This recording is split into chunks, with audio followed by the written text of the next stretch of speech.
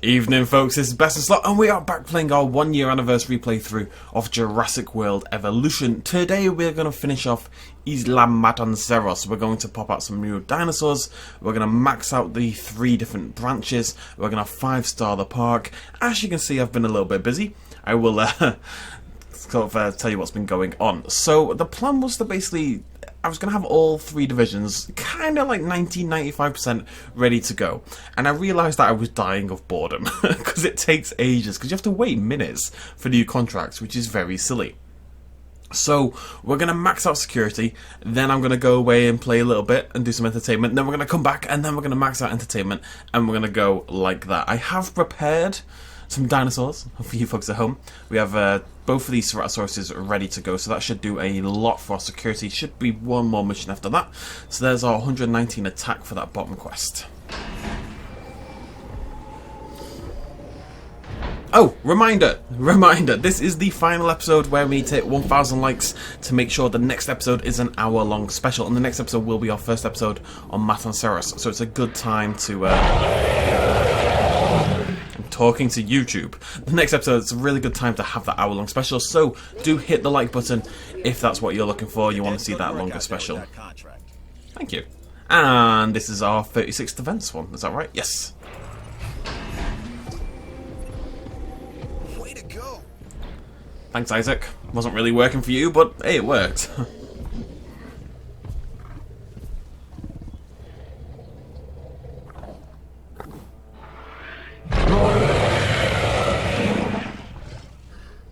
Well done, buddy. You little shake. See the hill, take the hill, huh? Okay. Give it up. We are very, very close. A little bit more security. I'll keep this brief. And it's a beautiful one. Review it. I'm gonna review it. I'm just gonna do it somewhere. I'm just gonna put it over here. It doesn't really matter where this is. Oh, it kind of does, I suppose. Can I put it in there? It's not gonna go. It's fine.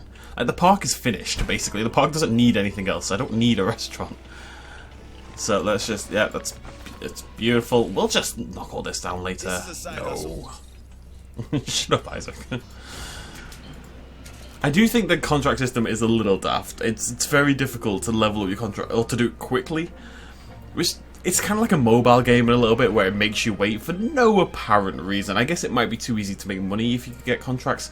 But between contracts, I'm literally sitting here just staring blankly at the screen. So I don't think that's a better alternative. I think they could have maybe come up with a different way of doing it, maybe a multi-stage contract, and you do the first part, you unlock the second part. That would have been pretty cool. Or just let us get them all the time, or just shorten the cooldown a little bit, maybe split it in half. It's like 2 minutes, just make it a minute. Anyways. Bottom line, Seriously? I couldn't have done it any better. Seriously? Thanks. Seriously? Seriously? Oh, now we have to wait for the bloody contract. We're going to get rid of that. What we can do in the meantime is 5-star our park. You'll see it's very, very close. Facility rating is just a bit lower. Now, I have been doing that on purpose. I wanted to make sure that we got the 5 stars in a video. So that is exactly what we're going to do. So to do that, all we need to do, because at the moment all my shops are quite expensive, selling stuff and stuff, all we need to do is knock down the price of the shops. And I am pretty sure this should knock my facility rating high enough that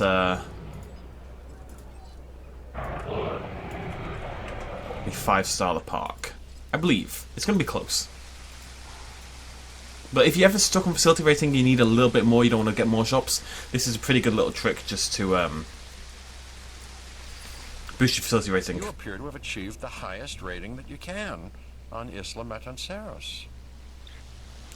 I mean, I'm not saying I'm psychic or a genius, but clearly I am, because that worked. Anyways, so here is the park. I'll do a little tour of what's been going on whilst we wait. Can we get another contract? Yes.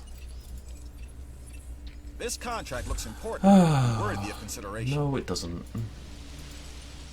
So, Raptorus. Alright, let's modify reset. What's your default attack, buddy?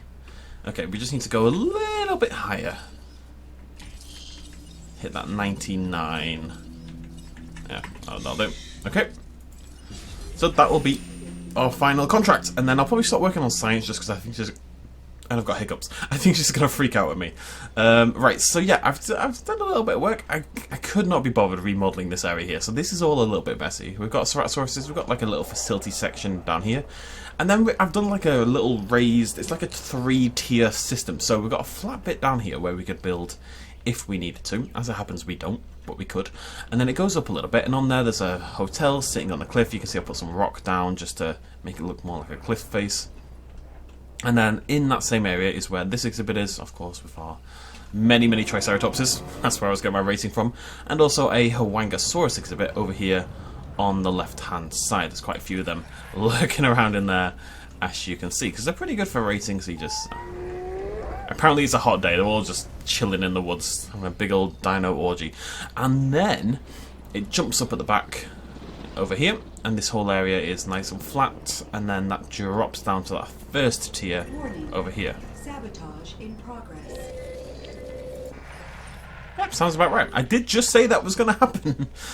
Alright, off we go. Where's my ranger station?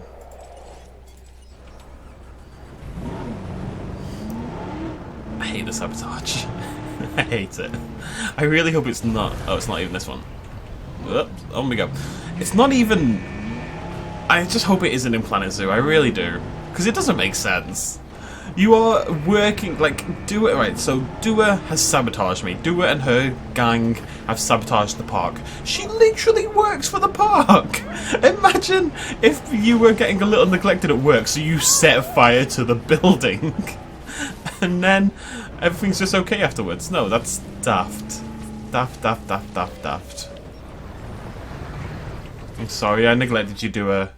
Sabotage resolved. Grumble. Stupid Dua. Right, I don't know if we get anything for 5 stars. I thought we got a an archive thing, but I'm not convinced that's true. We'll have a little look around. Should have some new ones to read anyway. Yeah, I thought we got a memo for doing 5 stars, but 1, 2, 3, 4. No, 1, 2, 3. 1, 2, 3. Is it just for maxing out the... Maybe. Anyways, so let's check out some characters for a little bit. Did we read Ray Arnold? No. But that is literally just talking about... We'll just read the first sentence. Everything else is about Jurassic Park. Ray Arnold was a gruff, no-nonsense professional who was chief engineer of the original Jurassic Park, in charge of all electrical and mechanical systems on the island, and every man of immense talent. He was instrumental not only in the operation of the original facility, but also its design. Didn't know that. After Dennis Nedry sabotaged the computer systems and collapsed the power grid, Arnold rebooted the system on orders from John Hammond. Although the computers came back online, the security and power grid did not, so he set off to reboot them on his own. This would be Arnold's final act. As his severed arm was later discovered by Ellie Sattler, the rest of him was never found. Mr. Hammond. John Hammond was the creator of Jurassic Park. His company InGen developed techniques for bringing dinosaurs back to life by extracting dinosaur DNA from prehistoric insects trapped in amber. The project was ambitious, but due to budget and time overruns as well as safety concerns after a worker was killed transporting a velociraptor, the investors sent Donald Gennaro to assess the park's viability. To counter this, Hammond invited Dr. Alan Grant and Dr. Ellie Sattler to see the operation, as well as his grandchildren, Lex and Tim Murphy. After the initial wonder at what Hammond had achieved, it became evident that all was not well. When Dennis Nedry cut the power, events took a horrific turn, with Hammond powerless to protect the visitors from the dinosaurs he had created. Hammond survived the 1993 Isla Nublar incident, and his opinion on the park changed, having realised how dangerous it actually was. It took him a long time though, even like 80% of the way through the film he was still kind of fighting against that idea. After 4 years, he was removed from controlling InGen and his position taken by Peter Ludlow, his nephew. What a dick. Hammond organised a team to travel to Isla Sorna to catalogue the dinosaurs surviving there. Dr. Ian Malcolm was convinced to join the team, believing that the dinosaurs should be left in peace on the island. John Hammond died before the construction of Jurassic World, but his legacy was remembered by a statue placed in the Innovation Centre, which inherently, I talked about this the other day on the Discord, inherently seems stupid to me. Not stupid in plot or anything, just... Hammond literally came to the realisation that the park was a bad idea and that the dinosaurs need to be left alone. At the end of The Lost World, he goes on TV and says these dinosaurs need our absence to thrive. And then they build a massive park filled with dinosaurs and put a bloody statue of him there. This whole thing, these are like the John Hammond Hammond Creation Labs, and we work for the Hammond Foundation. Everything is done in his name as like a memorial and like to honour him, but all we're doing is things that he would have hated. It's very strange.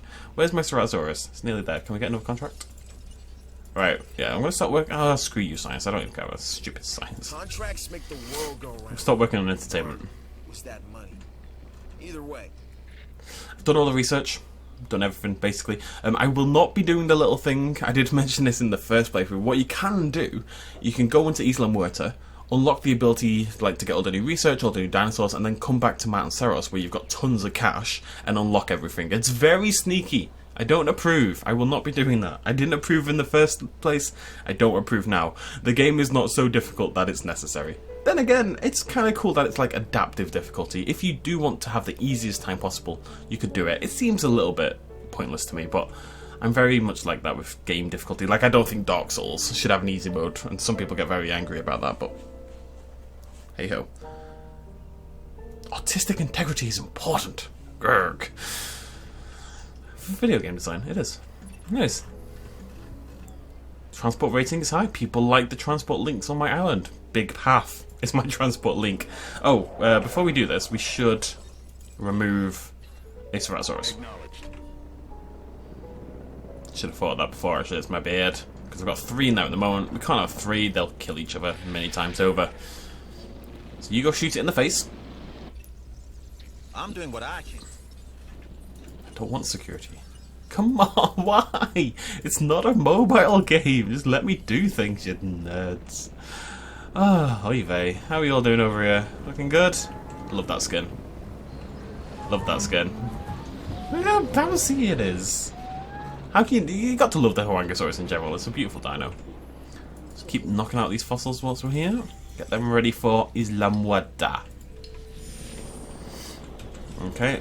That should be plenty of time. Here we go. Security finished.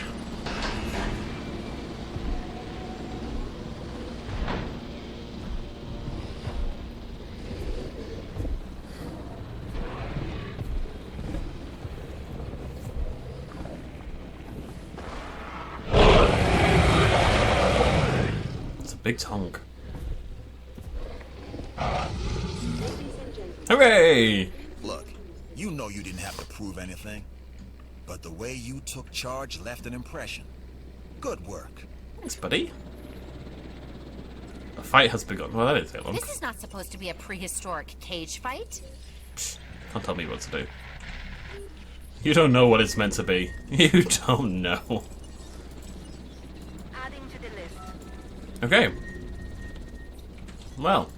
Asset has been collected. Oh god, we need some food.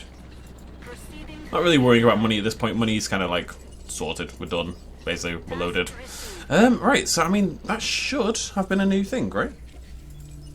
Memos. Yes. Right. Multiple incidents. So this is our very first memo. These are genuinely, apparently, some interesting information. I've only seen a couple of them. So, decrypted chat log between George Lambert and Ian Malcolm. At 9:30 in the morning, George Lambert says there have been incidents. I'm not going to do an accent.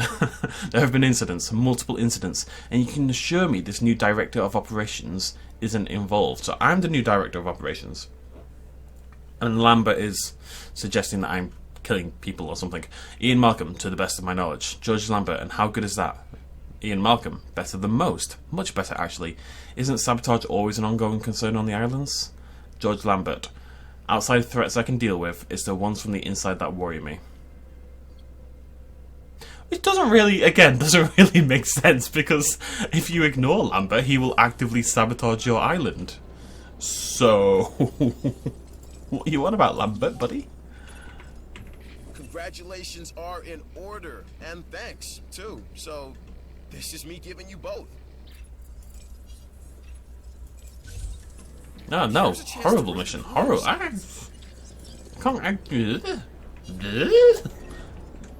And now we reach the inevitable. Life begets death. But here's the question that you got to ask yourself. Was this avoidable? Hell, just what? The answer? Of course not. No, sloth. Death, it's always coming. But could you have delayed it? Well, that's maybe another story. It was super avoidable. I did not expect Sloth to die. I'm surprised they killed each other. Like, I know they were maxed out in social, or like over the top for social very briefly, but it was brief. You know, I thought it was going to be hunky-dory pudding and pie, but it wasn't. It was the opposite. It was hunky-dory pudding and death. Yeah. Right, so we will skip forward a little bit. We're going to max out entertainment. Before we do that, let's read one more engine file. We do have a few characters to catch up on. Also, the location ones are actually fairly interesting. I'm tempted to go through those as well. But you guys can let me know what you think about that. Let's do, who have we got left? We've got Vivian Krill, Karen Mitch. Who are these people? Who are any of these? Who's Vivian Krill? Oh, is she the one who... I assume so. Vivian Krill worked alongside Lowry Krufers in the Operations Center for Jurassic World and was involved in the 2015 incident. Their role was to monitor events in the park and ensure suitable action was taken in response. Krill reported to Claire Deering that when the Pachycephalosaurs butted heads, they shorted out the implants that allowed invisible fences. Following the Indominus Rex's escape, Krill wanted to issue a park-wide alert, but was countermanded by Simon Masrani, because Simon Masrani's a dick.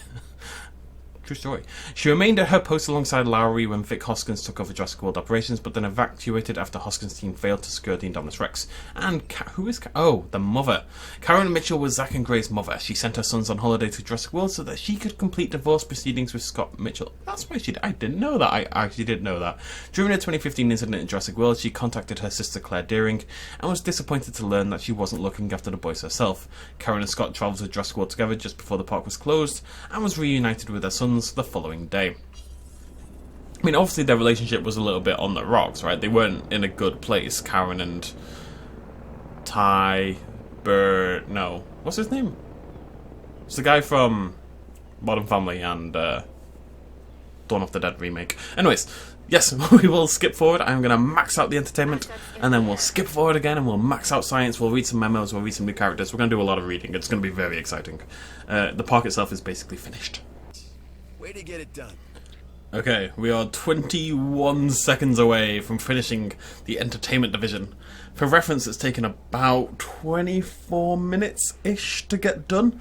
I was a little unlucky with some dreadful contracts, like allow your Dracorex to kill 10 Procerasauruses or something stupid. But we'll get there. I'm not looking forward to science. It's going to take a very long time.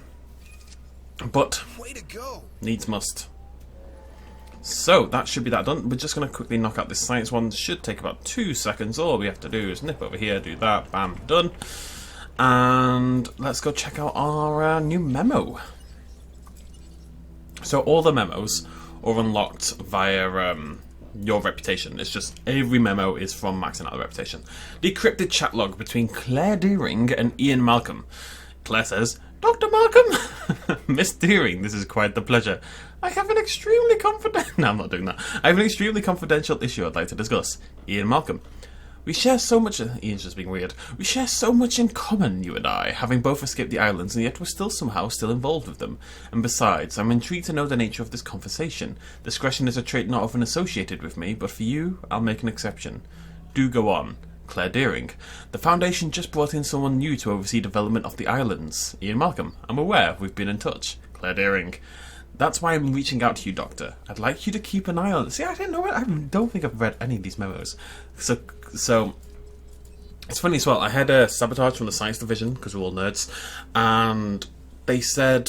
like Cabot popped up or something and said that the security division is looking into it. So this does make sense. I mean, Lambert is concerned about security within the island, about sabotages occurring within the, like, from people already working for the island. It just doesn't make sense that his own division would do it, but I guess he's not the one doing it. His division maybe... I think what you have to pretend is that the people responsible is like one renegade employee who maybe feels like they're getting underpaid or something like that. Basically Dennis Nedry, which I'm sure was the inspiration, and then that employee does get fired. It's a little bit weird. I mean, it's happened about 10 times with the science division already, so you'd have to sack off half the division, but still. Trust issues 1 out of 2. We've got another one on the way. So Claire is suspicious of me at this point in time. Ian just goes on this random little tirade. Strange. Let's read about one more character whilst we're here, and then I will go and level up my science. Let's read about Dr. Ellie Sattler, who is rumoured... That's a Triceratops.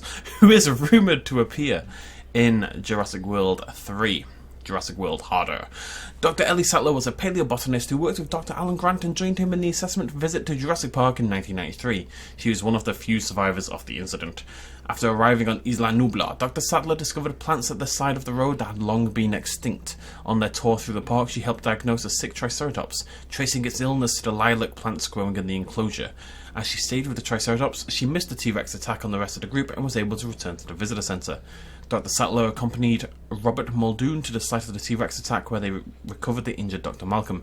As they returned to their vehicle, the Tyrannosaur chased them, but they eventually outpaced her. Later, I just want to briefly mention something. That scene does that cliche thing in every film where someone's like about to get caught in their car and then they put their foot down on the pedal a little bit harder. Like, why would you not be doing that already? Why were you half going for the pedal? Why were you not just putting your foot down already? There's a T-Rex chasing you, you dummy.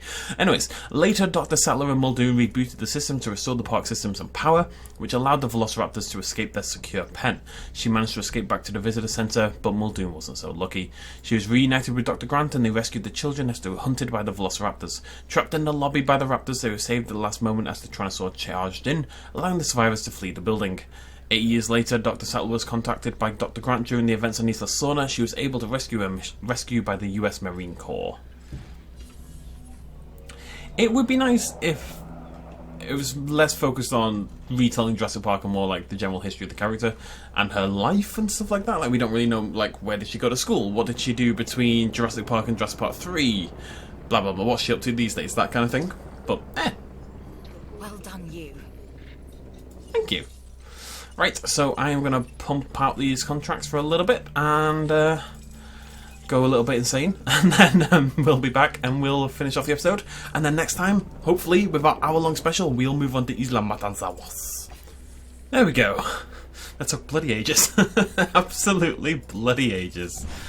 I can finally get rid of all this rubbish. Nothing else needs to be done on Matanceros. This is my every now and again, of course, I was getting a contract for dinosaur visibility, and I thought the best way to do it would to basically stick a thing here, look at all my Huangosauruses, and that would be it done. And it worked out pretty well every single time.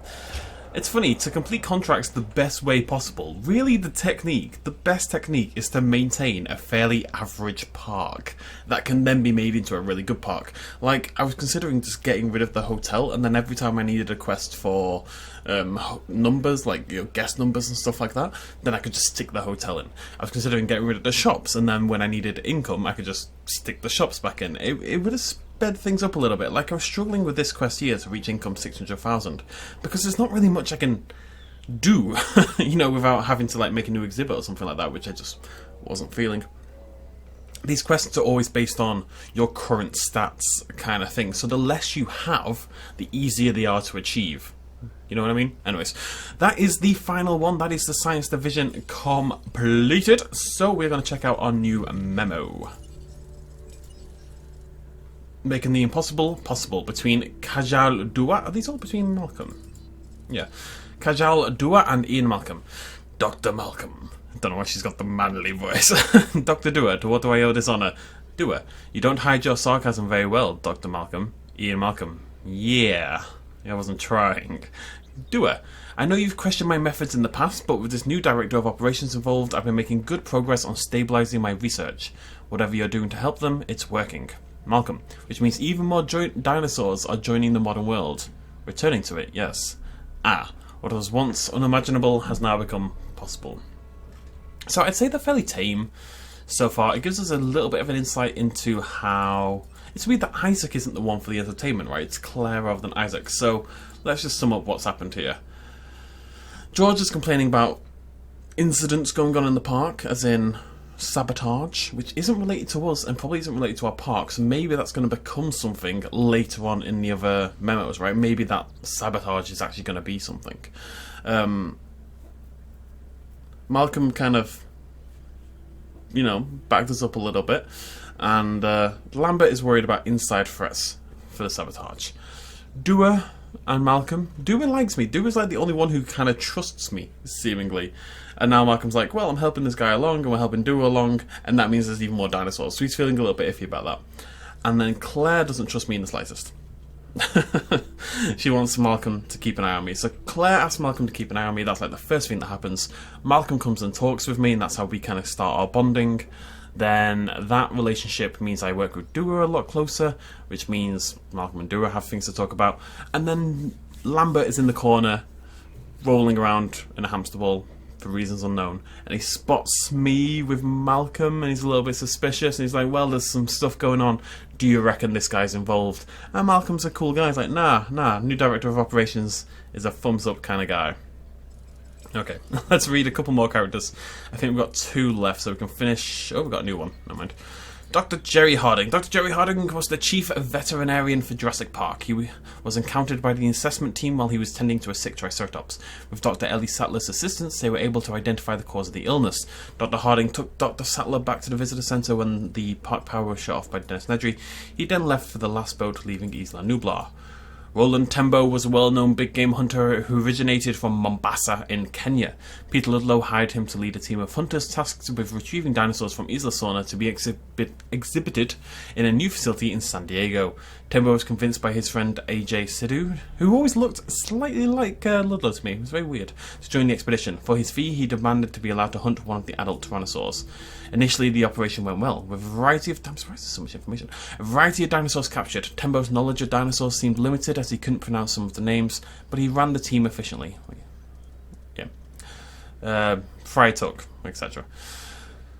Their success was short-lived as the dinosaurs were let loose by Nick Van Owen and Dr. Sarah Harding. His plan to hunt a T-Rex was based upon capturing the infant and using it as bait to lure its parents into a killing zone. The infant was rescued by Van Owen, who also stole the bullets from Roland's gun. When Roland encountered the T-Rex, he discovered his lack of information and had to tranquilise the dinosaur. The news of Sidhu's death grieved him, and he declined another job offer from Peter Ludlow, stating that he no longer wanted to spend time in the company of death, which is a great line in the film. I really like Roland. He's like not a nice guy, really. I mean, he wants to hunt and kill the T-Rex. That's his... And he's a big game hunter, right? And hunting, to an extent, can be justifiable, but if you're going off and killing an animal just for fun, you're a bit of a dick, right, as far as I'm concerned. So, despite that, he's actually quite a good character in the film, and I actually quite like him in the film, even if he's a bit of a dick. Anyways, Dr. Henry Wu, our final one for today, who has less information than Tembo. Okay. A brilliant, if morally ambiguous geneticist, Dr. Wu was one of the chief architects of the original Jurassic Park and the lead scientist for the team that created the first genetically resurrected dinosaurs. Dr. Wu was instrumental in the process of using prehistoric DNA recovered from insects preserved in amber and combining it with modern genetic material from compatible species to bring the dinosaurs back to life. An incredibly driven individual, Dr. Wu received a PhD from OSU before joining InGen, where he quickly rose through the ranks. Which they all seem to do, really, don't they? None of them are just grafting, hard working, getting like, you know, Bob in the cubicle next door, he gets the promotion over you. Bob never gets a promotion in Jurassic World Evolution. Following the tragic incidents that befell the original facilities, Dr. Wu continued his association with paleogenetics, creating multiple strains of hybrids. While almost everyone considers him a genius, there are many that also consider him dangerous. And that is it for the archive. We've got some big size stuff, but that's not really relevant. What's our paleontology? It's turtle fossils. Fantastic. And I don't think we're going to bother... Although I'm curious about, like, Muerta. No known engine operations, but they called it Site C. Interesting that they put the films in there. Jurassic Park Gate. Nublar North. Sanctuary. Yeah, cool. Anyways, we are officially done with Matanceros. So next episode we're going to move over to Muerta. That means we get to do missions again, stuff like that. Very exciting. Remember to hit the like button if you did enjoy this video. It did take me nearly an hour and a half to do, and it is boiling hot. So I would appreciate the support, because I am melting for your entertainment, essentially. Thank you for joining me. Cheers, what's up as always. Bye-bye. Hey folks, thanks for watching. If you enjoyed this video and you want to help support me a little bit more, you can do so at patreon.com/bestinslot. There's a link in the description down below. Every little really does help in times like these, but it's not at all expected, and by just watching the video you've already helped me out massively, and it makes you a pretty cool person, so well done you. Thanks for joining me either way, I'll see you next time.